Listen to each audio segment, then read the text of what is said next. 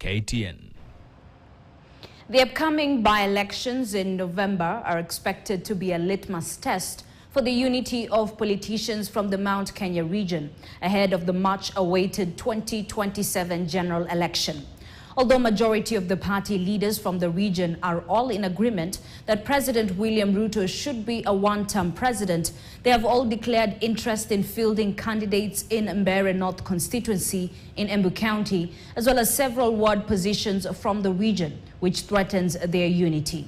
As our senior political affairs reporter Chris Tairu reports, the UDA party will also take the opportunity to weigh its popularity in a region that overwhelmingly voted for President Ruto but has now turned against him.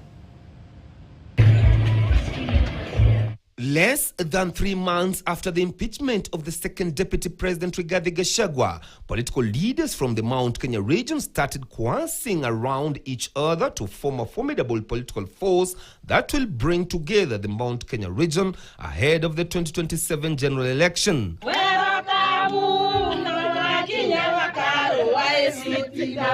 And the first meeting was held in Geshogo, Kirinyaga County, at the home of the PLP party leader Martha Karua, when Gachagua led a delegation with the sole intention of mending political fences and burying the hatchet. It was followed by a similar visit to a Munyororo home in Madera, Nyeri County, with the same ritual being repeated.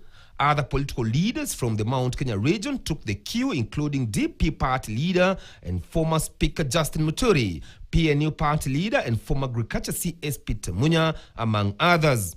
What binds the team from the Mount Kenya region is their motivation and determination to ensure that President William Ruto does not get a second term in office.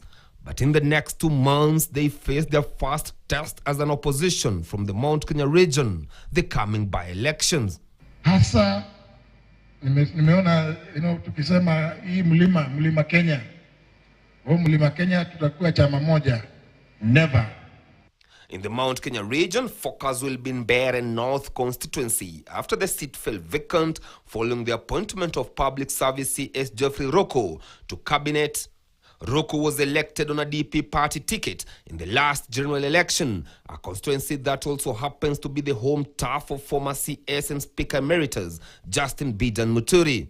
Uko na haki, uko na uhuru wa kuanzisha chama chako ukitaka. CS Roko is already campaigning for the UDA candidate. Rais William Ruto tutampigia kura tena.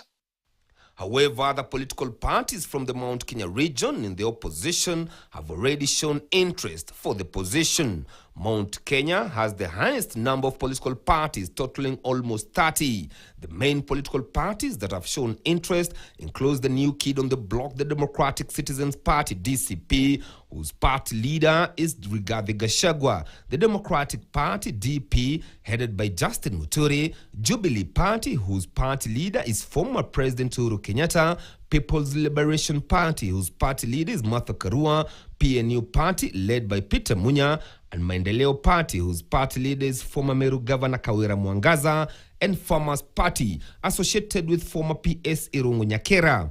Of interest is that all these parties are against William Ruto. According to political analyst Professor Naitule Gulie and Dr. Barack Muluka, who is also an independent scholar, President William Ruto has already lost popularity in the larger Mount Kenya region, and that although the united opposition might fail to agree and field several candidates which might shake their unity, it will not affect the outcome of the 2027 general election. There's a litmus test.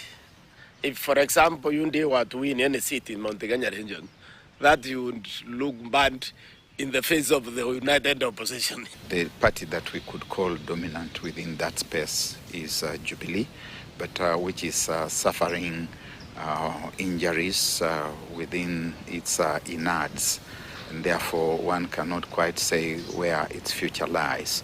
But can the president really redeem his image in Mount Kenya? William Ruto is like the proverbial tortoise that goes to a wedding party on borrowed feathers and borrowed wings. And the birds that lent him those feathers and those wings have already taken back their feathers and the wings. The only thing that is remaining is for him to fall from the skies and break his shell. If you split the vote, especially the Mount Kenya vote, you become very useless even in the country. You have no voice. And that's why also Mount Kenya would have to resist division. They have too many parties. The political leaders from the united opposition have been meeting, with the latest one being last week, where they are deliberating on possibility of zoning to ensure that they don't split the opposition votes in the coming by-elections. Chris Dairu, KTN, Nairobi. Away from politics, Lake Baringo, one of the